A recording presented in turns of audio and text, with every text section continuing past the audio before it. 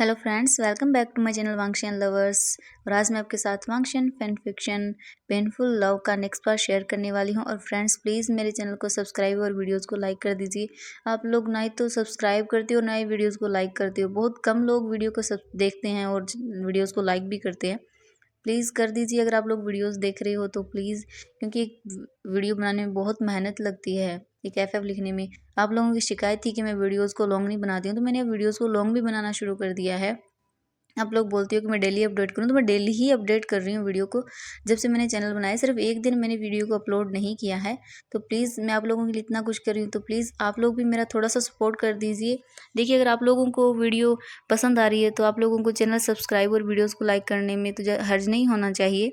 मैं इतनी मेहनत करती हूँ, आप लोग जो बोलते हो वो कर रही हूँ। तो प्लीज़ आप लोग भी मेरा थोड़ा सा सपोर्ट कर दीजिए, ताकि मुझे भी अच्छा लगे और मेरा भी मन करे आप लोगों के साथ और फैन फिक्शन लेके आने में। तो चलिए फ्रेंड्स, आज का पार्ट हम शुरू करते हैं। आज के लिए बहुत बातें होंगी, सॉरी मुझे माफ़ कर देना, लेकिन बोलना बहुत ज़रूरी था ये सब। और फ्रेंड्स, ये मत बोलिएगा कि मैं वीडियो कम बना रही हूँ और बोल ज़्यादा रही हूँ। प्लीज़ थोड़े सा सपोर्ट कर दीजिए, बस इतना ही बोल रही हूँ मैं, और कुछ नहीं। आप चाहें तो मैं और लॉन्ग वीडियो कर दूँगी, ठीक है। ये मत बोलिएगा कि मैं वीडियो कम बना रही हूँ और बातें ज़्यादा कर रही हूँ। तो चलिए हम आज का पार्ट शुरू करते हैं। ओके, फाइनली तो हमने कल के पार्ट में देखा था कि क्या हुआ था। जब वांगजी अपने भाई को लेने एयरपोर्ट गया था, तो उसे वहाँ एक वो लिटिल गर्ल से मिला था, जो न जाने क्यों वांगजी को अपने सी लग रही थी। वांगजी उसे देखकर उसी में खो गया था। वो न जाने कब से उसे देखे ही जा रहा था, जब तक वो गर्ल वहां से चली नहीं गई। उसके बाद वांगजी अपने भाई से मिलता है और उनके साथ घर आ जाता है। जैसे ही वांगजी अपने भाई और अपने ब्रदर इन लॉ यानी कि लैन जियांग चैंग के साथ घर आते हैं, तो वो देखते हैं कि उनके अंकल वहाँ सोफे पर बैठे हुए थे। वो लैन सिचुएन और जियांग चैंग को देख के बहुत शॉक में चले गए थे। लेकिन जब वो अंदर आते हैं तो सिचेन अपने अंकल को सब बता देता है कि उसने बहुत पहले ही शादी कर ली थी और उनका एक बेटा भी है जिसका नाम लेन जिंगी है। वो बहुत गुस्सा हो जाते हैं ये सुनते ही कि सिचेन ने शादी कर ली, और वो भी न बिना बताई। अंकल बहुत गुस्सा हो गए थे और वो गुस्सा होके उन्हें वहाँ से जाने के लिए बोल देते हैं और वो अपने रूम में चले जाते हैं। जैसे ही लैन चिरन अपने रूम में जाता है, तभी एक क्यूट लिटिल सी आवाज़ लैन चिरन को सुनाई देती है, जो कि एक बहुत छोटे से क्यूट से बेबी की थी, जिसका नाम लैन जिंगई है, जो कि लैन सिजन और जियांग चेंग का बेबी है। उसके बाद जब लैन चिरन उस बेबी की आवाज़ को सुनता है, वो इतने क्यूट तरीके से उनसे बोल रहा था कि दादाजी, क्या आप मुझसे गुस्सा हो। जैसे ही लैन चिरन उस बच्चे की आवाज़ सुनता है तो वो खुद को रोक ही नहीं पाता। वो जल्दी से डोर ओपन करता है और बाहर आकर देखता है, तो एक छोटा सा 4 साल का बेबी वहाँ खड़ा हुआ था, जिसे देखकर न जाने क्यों उसके अंकल लैन चिरैन को उसमें छोटा लैन चिरैन दिख रहा था। वो इतनी क्यूटली बोल रहा था कि अंकल लैन चिरैन खुद को रोक ही नहीं पाई उसे एक हग करने और गोदी में उठाने से। उसके बाद जब वो कुछ सोचते हैं, फिर वो अपने ग्रैंड नेफ्यू को देखकर बहुत खुश हो जाते हैं और उन्हें भी माफ़ कर देते हैं। और उसके बाद वो बोलते हैं कि मैं नहीं चाहता कि मेरे जो बच्चे हैं उनकी शादी ऐसे ही नॉर्मल तरीके से हो जाए। मैं चाहता हूँ कि इनकी वेडिंग एक बहुत अच्छे तरीके से हो। मैं जानता हूँ इन्होंने सिंपली सी वेडिंग कर ली है, लेकिन अब मैं चाहता हूँ कि इनकी बहुत ग्रैंड तरीके से वेडिंग हो। ये हम 1 महीने बाद करने वाले हैं शायद। उसके बाद लैन चिरन अपने नेफ्यू के साथ बहुत खुश हो गए थे और उन्हीं के साथ वो खेलने लगते हैं। लैन चिरन और वांगजी और लैन सिजन ये देख के तो बहुत शौक हो गए थे, क्योंकि पहली बार उनके अंकल ऐसे बच्चे के साथ एकदम बच्चों की तरह खेल रहे थे। और वो दोनों बहुत खुश हो जाते हैं, क्योंकि उन्होंने पहली बार अपने अंकल को इस तरह हंसी मजाक और खेलते हुए देखा था, हंसते हुए देखा था। वो बहुत खुश हो जाते हैं। इसके बाद वांगजी और सिजन दोनों ही अपने रूम में चले जाते हैं। अपने रूम में जाने के बाद वांगजी फिर से वो वाइन की बोतल निकालता है और विंग की फ़ोटो के सामने फिर से बैठकर रोने लगता है और उसी से बातें करता है कि विंग, आज तुम यहाँ होते तो हमारा भी बेबी होता ना। वैसे हमें लड़का हुआ है या लड़की हुई है विंग? मैं तुमसे मिलना चाहता हूँ, प्लीज़ विंग मेरे पास वापस आ जाओ। वो फिर से वांगजी इसी तरह विंग की फ़ोटो के सामने बैठ के एकदम पागलों की तरह बातें करने लगता है, जैसे मानो विंग उसके सामने ही बैठा हो। उसके बाद हमें दिखाया जाता है फई, शुयांग और वीइंग तीनों ही कार में बैठ के जा रहे थे अपने घर की तरफ। तभी वीइंग शुयांग से कहता है कि शुयांग, तूने कौन से होटल में बुकिंग कराई है? तो शुयांग कहता है कि नहीं विंग, मैंने कोई होटल में बुकिंग नहीं कराई है। मैं नहीं चाहता कि तुम और फई किसी होटल में रहो। मेरा यहाँ पुराना घर है, मैंने वहीं तुम लोगों के लिए सब अरेंजमेंट्स कर दिए हैं, तो हम लोग जितने भी दिन यहाँ हैं हम वहीं रहेंगे। उसके बाद जब शुयांग बाहर देखता है तो वही ब्रिज था जहाँ से वी यिंग आज से 8 साल पहले वहाँ से कूद गया था और शुयांग ने उसे बचाया था उस वक्त। शुयांग ये देखता है तो वो बहुत घबरा जाता है कि कहीं वी यिंग ये देख के फिर से शौक में न चला जाए, कहीं उसे फिर से वो सब चीज़ें याद ना आ जाए। यही सोचकर शुयांग अचानक से वी यिंग का हाथ पकड़ता है और उसे अपनी तरफ खींच लेता है कि वी यिंग बाहर न दिखे, जिसकी वजह से वी यिंग शुयांग के बहुत नज़दीक आ गया था और शुयांग न जाने क्यों वी यिंग की आंखों में ही खो गया था और उसकी नज़र जैसे ही विंग के लिप्स पर जाती है वहीं अटक जाती है। शुयांग विंग के लिप्स को न जाने क्यों बार बार देखे ही जा रहा था।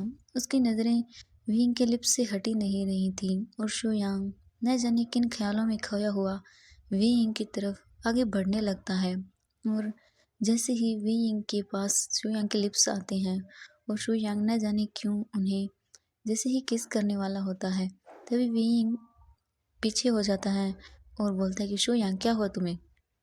तो शुयांग कहता है ओह सॉरी कुछ नहीं बीइंग, मैं वो सोच रहा था कि वो तुम जो है क्या तुमने न्यू प्रॉपर्टी, सॉरी मेरा मतलब है कि तुमने जो हमारी न्यू क्लाइंट हैं उनकी जो न्यू वो क्या है कि वो। तो बीइंग कहता है क्या बोल रही हो तुम ये सब, क्या तुम्हारा दिमाग खराब हो गया है? तो शुयांग कहते हैं नहीं नहीं, मैं तो बस ये बोल रहा था कि जो हमारी न्यू वेडिंग के लिए जिस वेडिंग के लिए हम यहाँ आए हैं तुमने उसके सब डिजाइन्स को देख लिया, क्या वो सही है सब? तो वो कहता है हाँ मैंने देख लिया, लेकिन तुम इतना घबरा क्यों रहे हो? तो जो कहता है नहीं कुछ नहीं हुआ।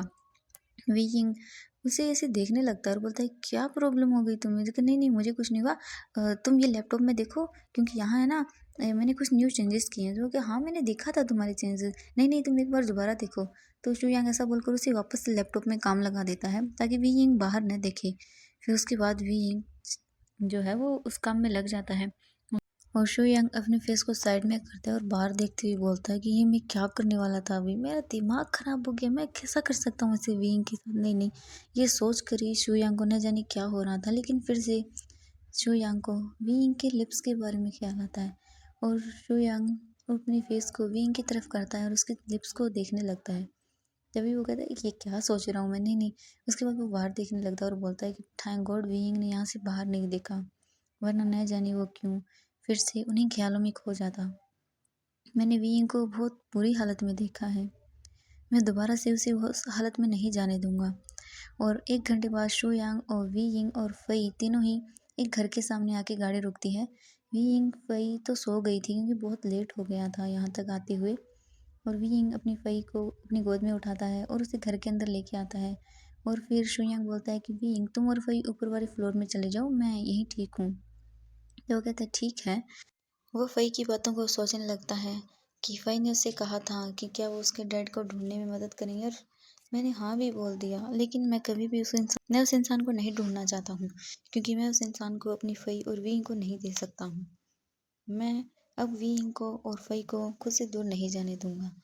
वीइंग और फ़ई दोनों ही मेरी ज़िंदगी हैं, इनके अलावा मेरी लाइफ में और कोई नहीं है, मैं इन्हें कहीं भी नहीं जाने दूंगा। ये बोलकर शू यंग भी अपने रूम में चला जाता है। उसके बाद हमें दिखाया जाता है कि जैसे ही मॉर्निंग होती है वी यिंग उठता है और वो नीचे आके देखता है कि शू यांग ने आज पहली बार सारा ब्रेकफास्ट बना लिया था। वी यिंग फई को उठाता है, उसे ब्रेकफास्ट करवाने के लिए नीचे लेके आता है फ्रेश करके। उसके बाद वी यिंग फई और शू यांग तीनों अपना खाना ख़त्म करते हैं और वी यिंग कहता है कि शू यांग तुम आज फई को छोड़ने के लिए स्कूल चले जाना, मैंने यहाँ के एक स्कूल में प्रिंसिपल से बात कर ली है कि वो टेम्पररी फ़ई को यहाँ कुछ दिनों के लिए स्टडी के लिए बोल सकते हैं। वहाँ स्टडी कर लेगी फ़ई, क्योंकि मैं नहीं चाहता कि इतने दिन मैं यहाँ रहूँ, तो इस वजह से फ़ई को स्टडी में प्रॉब्लम हो। तो फ़ई कहती है लेकिन मम्मा हम तो यहाँ घूमने नहीं आए। तो विंग कहता है नहीं फ़ई, हम यहाँ घूमने नहीं आए हैं, मैं यहाँ वर्क के लिए आया हूँ। अगर क्या होता मैं तुम्हें वहीं छोड़ के यहाँ आ जाता तो वह कहती है नहीं मम्मा, मैं बिल्कुल भी आपके बिना नहीं रहती, और ना ही तो मैं खाना खाती, ना ही मैं स्कूल जाती, और ना ही मैं अपने रूम से बाहर आती। तो विंग कहता है हाँ हाँ मैं जानता हूँ तुम्हें, इसीलिए मैं तुम्हें अपने साथ लेके आया हूँ, ठीक है? वहाँ से तुम्हें घूमना है तो हम संडे को चलेंगे, ठीक है? 2 दिन बाद। अभी तो प्लीज़ तुम शुयांग अंकल के साथ अच्छे से अपने स्कूल में चले जाना और वहाँ प्लीज़ तुम जाकर कोई ड्रामा मत करना, ठीक है? अच्छे से स्टडी करना। तो वो कहती है हाँ मम्मा, मैं कहाँ झगड़ा करती हूँ लोगों से, कितनी अच्छी तो मैं हूँ। तो विंग कहता है हाँ मुझे पता है मेरी लिटिल प्रिंसेस, तुम बहुत अच्छी हो। ये बोलकर विंग अपने काम के लिए चला जाता है और अपनी जाते हुए अपनी लिटिल क्यूट सी वही के फोरहेड पर किस करता है और वहाँ से चला जाता है अपने ऑफिस के लिए। और जाते हुए बोलता है कि शोयांग, तुम अच्छे से फ़ई को स्कूल में ड्रॉप करके आ जाना, ठीक है? और उसके बाद तुम ऑफिस भी आ जाना क्योंकि हमारी एक लिटिल मीटिंग है। ये बोलकर विंग वहाँ से चला जाता है और फ़ई बोलती है कि अंकल, आपने कहा था कि आप मेरे फादर को ढूंढने में मेरी हेल्प करेंगे, तो आपने ढूंढा उन्हें? तो शोयांग कुछ सोचता है और बोलता है कि फ़ई, इतना बड़े यहाँ शहर के अंदर, पता है तुम्हें चाइना कितना बड़ा है, मैं यहाँ कैसे ढूंढूँ तुम्हारे फादर को? तो फ़ई कहती है मुझे नहीं पता, वरना मैं आपसे बात नहीं करूँगी। आपको मैंने बताया था ना मेरे फादर का नाम। तो वो कहता है कि फ़ई, तूने सिर्फ मुझे इतना बताया कि उनका नाम लैन है, अब तो न जाने कितने सारे लैन है यहाँ, अब हम सभी को तो नहीं ढूंढ सकते ना। तो वो कहती है हाँ लेकिन उनकी आंखें भी मेरी जैसी हैं। तो शुया कहता है फ़ई, ऐसे नहीं ढूंढ सकते हम। तो फ़ई बोलती है कि नहीं अंकल, मुझे नहीं पता, अब मुझे मेरे फादर को ढूंढ के दीजिए बस। तो फिर शुया कहता है कि फ़ई, अगर वो तुम्हें मिल जाएंगे क्या तुम मुझे छोड़ के चली जाओगी? तो फ़ई उनके पास आती है, उनके फेस को अपने हाथों में पकड़ती हैं और बोलती हैं कि नहीं अंकल, मैं आपको छोड़ कर कभी नहीं जाऊंगी, क्योंकि जब से मैंने समझा है, जाना है, तब से मैंने देखा है कि आप हमेशा मेरी हेल्प करते हो। आप मेरे सबसे बेस्ट वाले और सबसे स्पेशल हो मेरे लिए, तो मैं आपको छोड़ के नहीं जाऊंगी। और उनके लिए तो बिल्कुल भी नहीं अंकल, जिन्होंने तो मुझे अपनाने से ही मना कर दिया।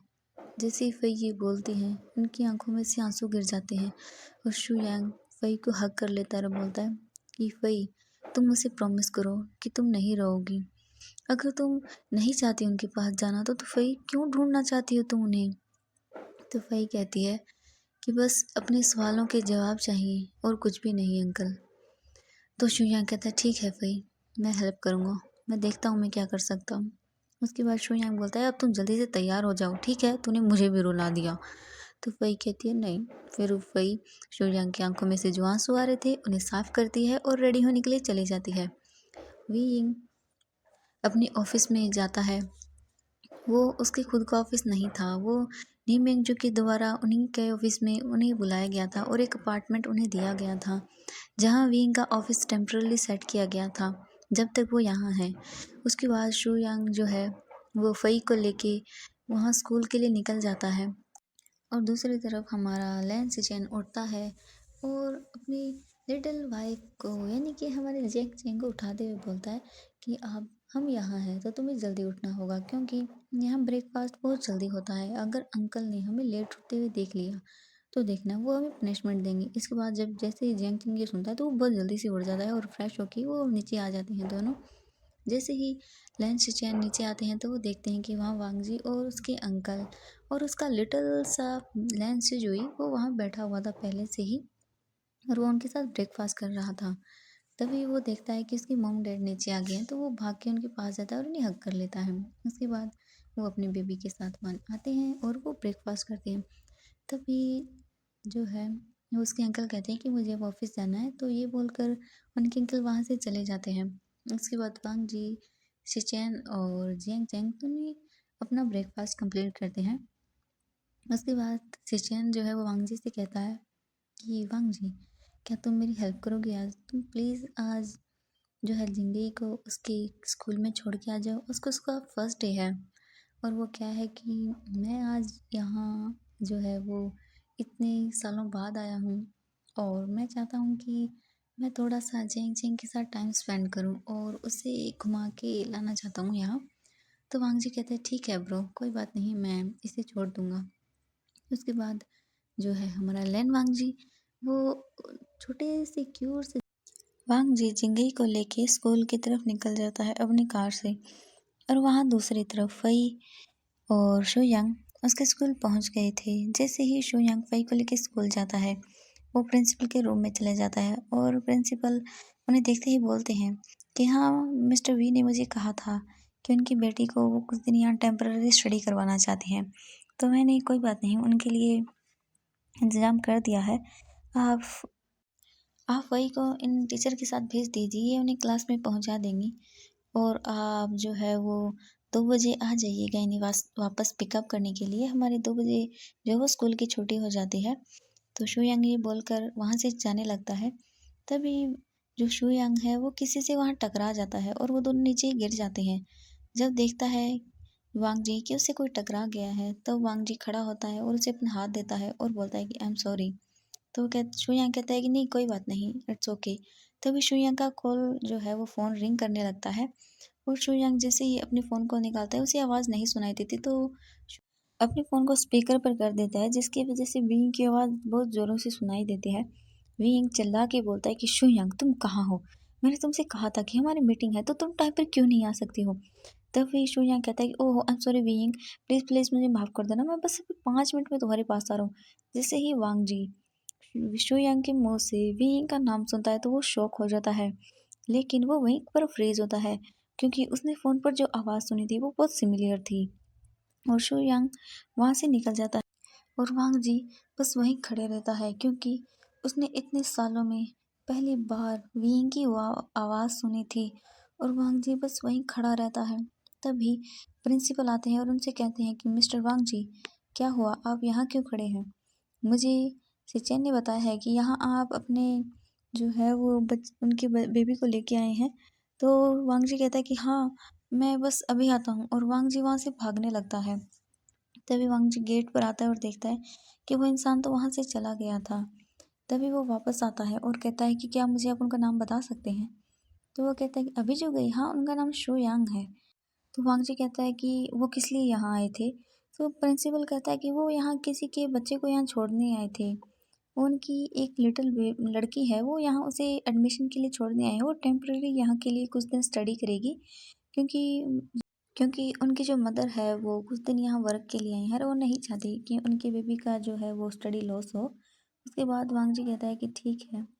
उसके बाद वांग जी जिंगी को वहाँ छोड़ देता है और खुद ऑफिस चला जाता है, लेकिन उसके माइंड से वो बातें जा ही नहीं रही थी। उसे इतने सालों में पहली बार विंग की वॉइस सुनाई दी थी, उसके दिमाग में वही घूम रहा था। उसके बाद वांग जी वहाँ से अपने ऑफिस चला जाता है, लेकिन वो अपने माइंड से उन बातों को निकाल ही नहीं पा रहा था। उसके बाद हमें दिखाया जाता है कि वी हिंग जो है वो अपने ऑफिस में अपना सारा काम खत्म करके वापस अपने घर लौट के आता है। तो वो देखता है कि फई अभी तक घर नहीं आई थी। तो वो शुयांग को कॉल करता है और बोलता है कि शुयांग, क्या तुमने फई को नहीं लिया? गए नहीं। तो शुयांग कहता है नहीं वी हिंग, तुम फई को पिकअप करने के लिए चले जाओ क्योंकि मैं थोड़ा वर्क में कहीं बिजी हो गया हूँ। तो वी हिंग कहता है ठीक है। उसके बाद वी यिंग जो है वो फई को लेने के लिए स्कूल चला जाता है। वी यिंग स्कूल में जाता है तो वो देखता है कि फई उनके क्लास में स्टडी कर रही थी। उनकी क्लास बस फ्री होने में 5 मिनट रह गए थे और वी यिंग जैसे ही उनकी क्लास खत्म होती है फई को लेके वहाँ से बाहर निकल जाता है गेट से। तभी वी यिंग को किसी का कॉल आता है और वी यिंग वहाँ से बोलता है कि फई तुम अभी यहीं रुको, मैं अभी आता हूँ। और वी यिंग वहाँ से थोड़ा दूर हो जाता है और फ़ोन पर बात करने लगता है। तभी हमारा वांग जी वहाँ कार से उतरता है और वो उतर कर जैसे ही अंदर जाने लगता है फिर से उसकी नज़र उसी लिटिल सी लड़की पर पड़ती है और वांग जी उस लड़की की तरफ जाने लगता है। तभी तभी वांग जी के पास जिंगई आ जाता है और बोलता है कि अंकल आप आ गए, और वो उन्हें हक कर लेता है। उसके बाद हमें दिखाया जाता है कि वांग जी जैसे ही उसे हक करता है इतने में ही फई वहाँ से चले गई थी और वो किसी के साथ वहाँ से जा रही थी। वांग जी को न जाने क्यों वहाँ विंग के होने का एहसास होता है और वांग जी उसके पीछे कहता है कि तुम अभी रुको, मैं अभी आता हूँ। और वांग जी उस इंसान के पीछे जाने लगता है। तभी उसके सामने एक कार आकर रुकती है और वो इंसान उसमें बैठकर चला जाता है और उसके साथ वो लड़की भी चली जाती है। वांग जी ने उस इंसान का चेहरा नहीं देखा था, लेकिन न जाने क्यों वांग जी को बहुत ही ज़्यादा अजीब सा फील हो रहा था। उसके बाद जो है वांग जी झिंगई को अपने साथ लेता है और वहाँ से चला जाता है। और रात को जैसे ही वांग जी अपने रूम में फिर से जाता है तो वो बोलता है कि वी यिंग, न जाने क्यों मुझे आज लगा कि तुम मेरे पास हो, मुझे तुम्हारे पास होने का एहसास हो रहा है। वी यिंग प्लीज़ मेरे पास लौट आओ, मैं तुम्हारे बिना नहीं रह सकता हूँ। वी यिंग प्लीज़ लौट आओ। और ये बोलकर वो फिर से रोने लगता है और फिर से वाइन को पीने लगता है। वो बहुत ही बुरी तरह नशे की हालत में आ जाता है। तभी उसका भाई उसके पास आता है और बोलता है कि वांग जी ये तुमने अपना क्या हाल बना लिया है। चलिए आज के लिए वांग बस जी अपने भाई को हक करता है और रोते हुए बोलता है कि ब्रदर वो मुझे छोड़ के चला गया, वो वापस कभी नहीं आएगा ब्रदर। प्लीज़ मेरी बीइंग को वापस लेके आइए प्लीज़ ब्रदर। वांग जी इतनी बुरी कंडीशन में था और वो रोए ही जा रहा था। तभी वो बोलता है कि प्लीज़ वांग जी शांत हो जाओ, तुम कब तक उसे इस तरह याद करते रहोगे, वो अब नहीं आएगा। प्लीज़ वांग जी अपने आप को संभालो और उन सब बातों से बाहर आओ। तो वांग जी बोलता है कि नहीं ब्रदर, बीइंग आएगा। मैंने आज देखा कि वो, जिससे मुझे लगा कि वो आज मेरे पास था। प्लीज़ ऐसा मत बोलिए। तो फ्रेंड्स चलिए हम आज का पार्ट सॉरी मेरा मतलब आज का पार्ट हम यहीं एंड करते हैं। Bye bye friends.